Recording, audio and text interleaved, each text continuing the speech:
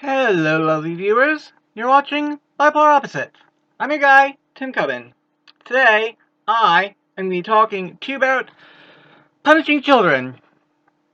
Okay, who here ever had our parents punish us? Come on, I know all of you say that, because every one of us has been punished by our parents in some way, shape, or form, and that's just the way it is. Me? Well, I was constantly in trouble as a kid. I really was, but they had me on ADD medications when I'm really bipolar, so it's understandable. Anyway, this here is a list of all the punishments my dad used on me when I was a kid. I'll visit each briefly, and say a few things, and that's it. Okay? So I'll start with number 1, the worst. Spanking.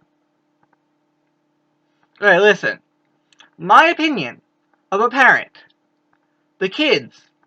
They have to respect their parents, and they have to be intimidated by their parents. But they should not have to be afraid of their parents. Me, my dad spanked me all the time, so yes, I was afraid of my dad.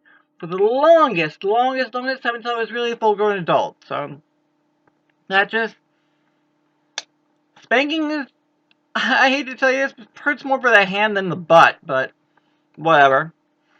Timeout, that's the easiest and safest option. Except my dad's idea of a timeout was, instead, most people say, okay, for timeout, leave them in for about a minute per age.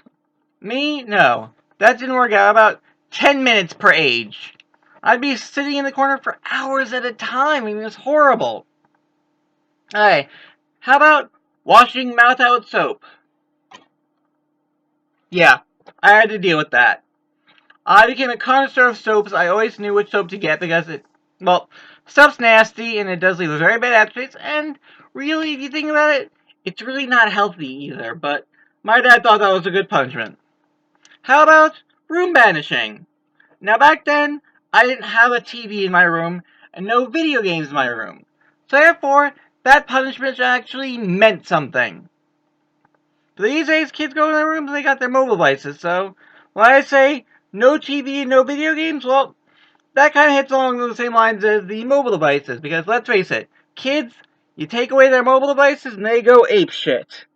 Really, really apeshit. When I was in trouble, I always liked writing for fun. I liked diary and journal. I did all that cool stuff. And when I get in trouble, my dad would take away my journal, and I had to go for just do whatever without actually having that. One of my dad's favorite things having to do is write apology letters. So, if I did something bad to someone, I had to write an apology letter saying what I did wrong, why I did it, why I'd never do it again, that kind of thing. How about throwing toys away? Well, my dad actually did do that once, and that's what led to the whole big epic fight that we did not talk to each other for a year and a half afterwards. That was just... Basically, the story is that he said if I didn't clean my room, everything on the floor would get thrown out. Well, didn't clean my room? I thought I was bluffing, but my dad, no, he meant it. So, that was like a huge fight there that almost ended our relationship. So that was really bad. How about yelling? Well, that's the easiest thing to do. You get mad, you yell. Punching children, yeah, yelling, if it works, you gotta be careful what you yell.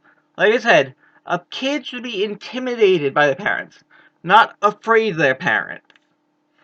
And finally, the ultimate, which he never did except for the one time, call the cops. That is the ultimate threat, which, if I were to have kids, which I don't want kids, and I don't think I ever will have kids, but that is the line I will never cross. So, this has been my history of punishment.